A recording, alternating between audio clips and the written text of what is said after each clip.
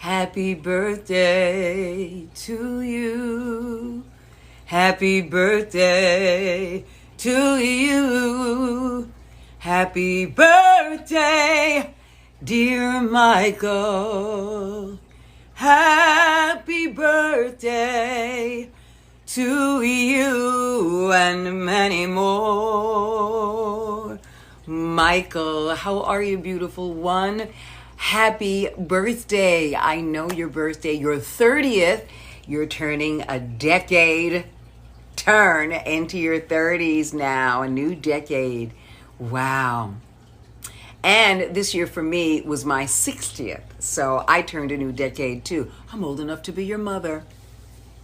Anyway, that's beside the point. I don't want to end up crying on this cameo. No, I love my life and I love my age and I'm grateful. I'm tatted, baby. I'm happy. I'm blessed. I'm well. And I'm praying and hoping and wishing and wanting the same for you on your 30th birthday and every day after for the entire rest of your life. Happy 30th birthday on November 13th.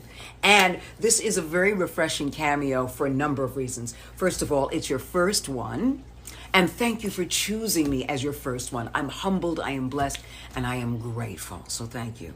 That's number one. And number two, it's really refreshing to get a cameo that is about Ratchet and Clank. A lot of the times, most of the times, 99% of the times, a lot of people want it for Destiny 2, the Witch Queen, because I play Savathun, the Witch Queen.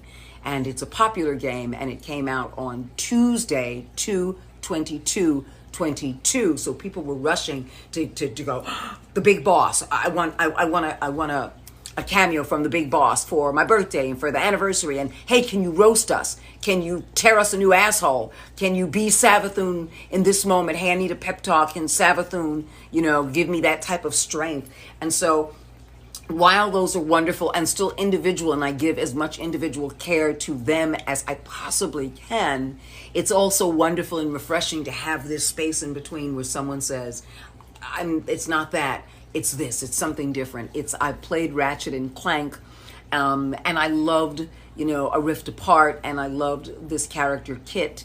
I thought she was well developed, and I'm blessed, and it was wonderful.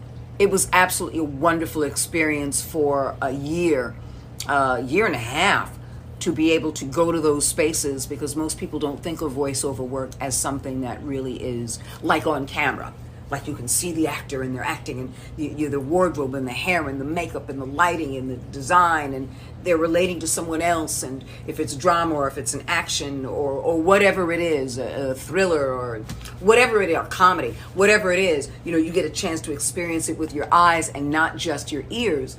But you have to have a huge imagination to go, I'm paying attention to this voice and how to play and coordinate the game, but I'm allowing where they're coming from with that voice and where this character is going and who they are to tell a story and to allow me to feel something, to compel me to want to play more because I feel something. And I wanted to make sure that everything that I did while I was in the booth in recording, I wanted people to feel, because at the end of the day, my motto in voiceover is, at the end of the day, you don't just want to hear me, you want to feel me. You don't want to just hear it, you want to feel it, because that's why people keep coming back to games over and over again every time there's a new season or a new installation or a new DLC. And so those things are really important to me in my craft and in my work, so that you can relate to it and feel it.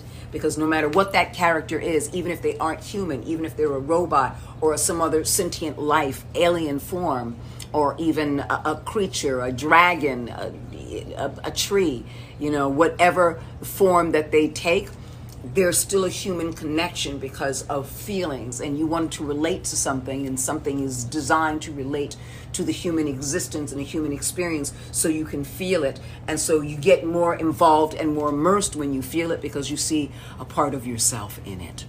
And I have something for your birthday. I would be remiss if I didn't give you a birthday gift.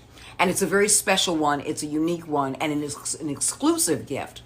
You may or may not know this, but whenever people are working on games, if there's any what they call swag or any special things that only the actors and only the crew and only the people who were involved in the making of a production of a video game will get certain things that people who play the game and fans will not be able to get anywhere, and it will not be sold in any store.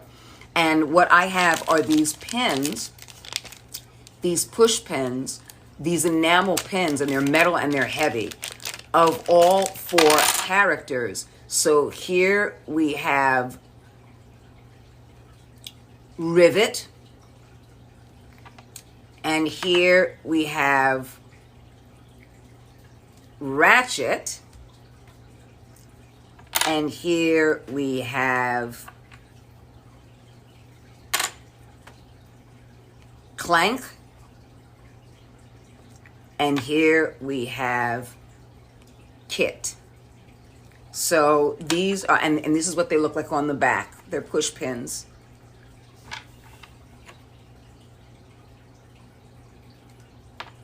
And a little piece of trivia while I'm showing you these, and I will ask for you, since we have been messaging each other, I will ask for you to put your address in the messages, and I would love to get these into the mail so that you get them way, way, way before your birthday.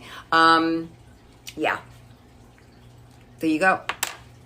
Anyway, I hope you enjoy them, and it would be my pleasure to give them to you. And these are not sold in any store, and no fans will have this unless they specifically got them from someone in production.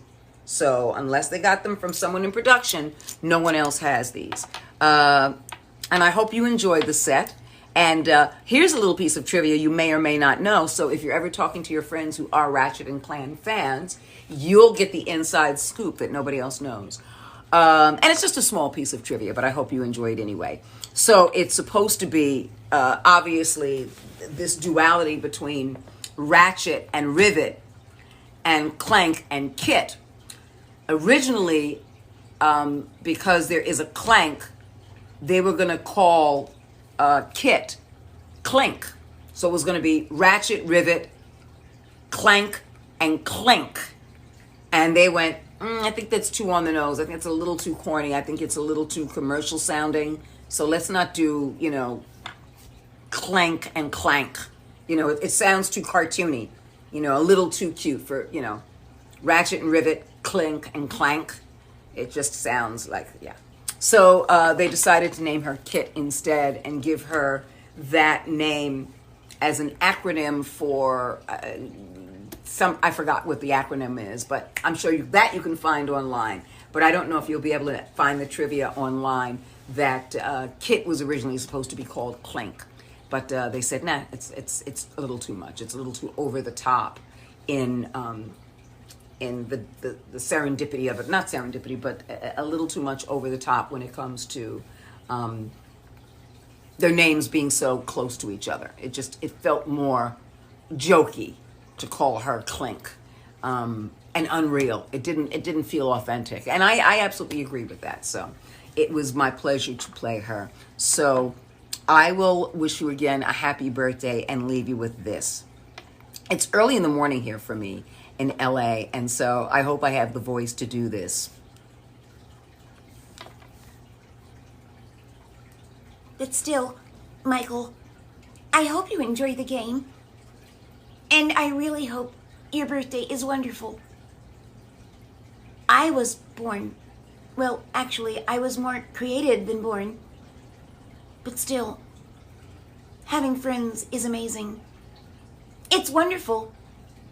I don't feel alone. And I don't feel like I have a need to destroy. Even though I was compelled to by my Creator. And I was built to do so. But life has changed for me. And I feel something I've never felt before. I think it's called love. So in your life, I hope that you feel the same about everyone who loves you and everyone you love. And even though I wasn't born, I still know what it's like to be alive. And I hope you enjoy being alive too. And that you remember to celebrate every year that you're alive with your birthday. Happy birthday!